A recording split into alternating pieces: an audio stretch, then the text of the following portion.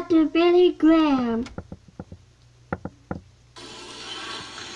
Johnny, I'm sorry I cannot be there tonight. I wish I could be there in this great moment in your life. We've had several talks together, and in spite of all the problems and the pressures in your life, you've had several things going for you. You've had a father and mother that believed in God and prayed for you. You've had a family that loved you. And this is a great deal in a man's life. And I have been very proud at how you've overcome some of these great problems and temptations in your life. And I've been very proud of your growing faith in God.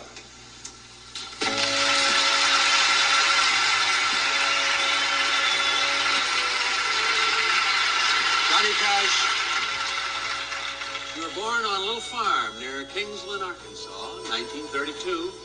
Your parents, Ray and Carrie Cash, did the best they could to feed a family of 6 children during the Great Depression era. With the election of Franklin Roosevelt, the New Deal is born. How'd the New Deal affect you and your family, Johnny? Well, it meant we had 20 acres of cotton land and a house and a barn and a mule in northeastern Arkansas in the wilderness, and my dad and my older brother Roy carved a few acres out for the first crop. You were about 5 when you began to help in the fields, picking cotton. But in 1937, the mighty Mississippi swells and overflows its banks. Devastation covers the land. What'd you and your family do, John? Well, Daddy got us all packed up, and we caught the bus to the train that took us to the hills. He stayed back. He stayed there, tried to save the place. What? Now, your mom asked your dad, how high's the water, Papa? And what did he answer? Well, it started out, it was right lapping at the bottom step. He said 2 feet high and rising. It kept on till it was 5 feet high and rising.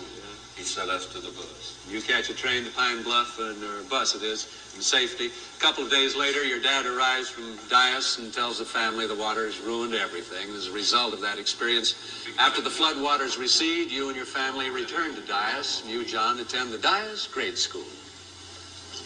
I had you in my classes in school for a total of 6 years. The wonderful lady who taught you in grade school and high school, Mrs. Ruby Cooley.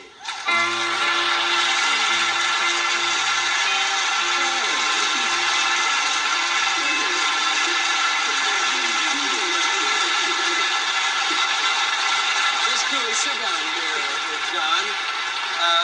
Was John a good student, Mrs. Cooley? Oh, yes, it was. Excellent student. But that wasn't all it was either. We had plays every year, and the students themselves would say, which part is Johnny going to say? And after he chose his part, then the others would try out. Yeah. Did John sing in those days? Yes, and of course the one I remember most, he sang his own graduation. Do you remember what you sang, John? At the graduation, I don't believe I do. What was it, Miss I Cooley? sang Trees, I believe, one year. The Whiffing Boot song. That's right. I don't suppose you got a gold record for that one, did you? Miss Ruby Cooley, thank you so much. You'll see John a little later.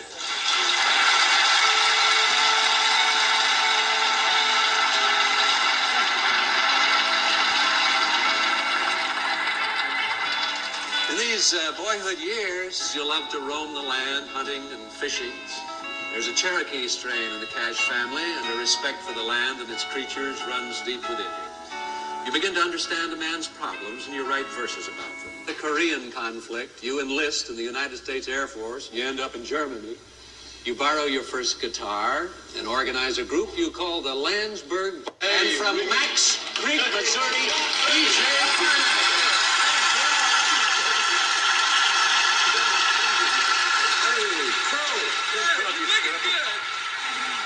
I think this is the first time America's ever seen the Landsberg Barbarians. Isn't that right, Peter? That's true. That's right, Ralph. Yeah. In fact, we had quite a group over there. And all of us boys got together and we became... Well, now, how did you fellas happen to get together, Marshall? Well, it's sort of a strange story. Luther and I were working at this garage in Memphis, and with Johnny's brother Roy, So we were playing these guitars all the time, and Roy says, well, I got a brother in service. When he gets out, he says, the singing's pretty good. We'll all get together. So we did. We all got together one time, and we started practicing in one another's house and so forth and so on. Yeah. At that time, you all played rhythm guitars. Yeah, we were all playing rhythm guitars, and one night we were sitting there all playing these rhythm guitars, and we decided we had to do something a little different if we were going to do anything. So Luther said, well, I know where I can borrow an electric guitar. John said, well, since I do the most of the singing, maybe I should stick with this rhythm guitar. And the only thing was left was a bass. So that's how I come with the bass. And we borrowed one. We borrowed a bass, and we didn't know how to tune it.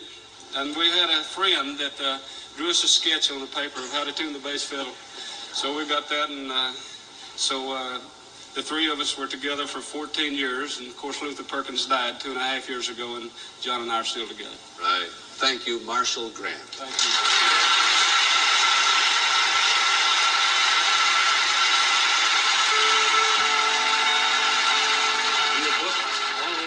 In northern Mississippi as Johnny Cash and the Tennessee Two. Now, your first major booking is the Overton Park Shell in Memphis, Tennessee. And that performance heralds the beginning of a new image and a new legend in country music. The beginning of a fabulous professional career and, for a while, a crushing personal failure. Offers begin to pour in. The merry-go-round begins to turn. Your life becomes a race, and the pace is a deadly one. You gear yourself to the pace. You try to make life a joke. Hey, John, you'll have to get those 100 checks out of your room. Your old friend and former manager from Thousand Oaks, California, Stu Carnell. I'd say, Stu. Unusual. To say the least. One-nighters and everything, we had a lot of fun, and we were with a great man, a real man's man, John Cash. Right. Thank you, Stu Carnell.